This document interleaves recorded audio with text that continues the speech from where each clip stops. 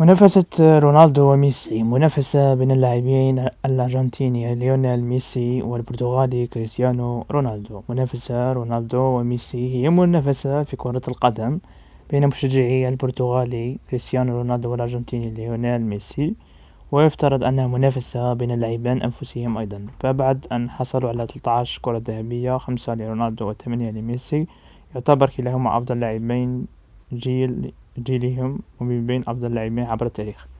كلا اللاعبان كسر حاجز 50 هدف في موسم واحد عدة مرات، وسجلوا أكثر من 700 هدف في مسيرتهم مع النادي والمنتخب.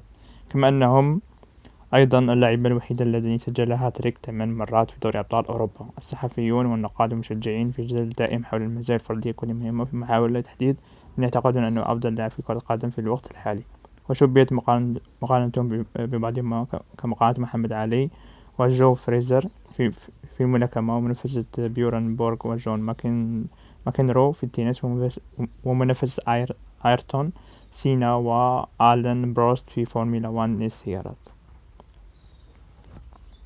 شكرا. كان معكم أنا سعد أمين يسار، وهذه قناتي خاصة بالرياضة وكرة القدم، وشكرا.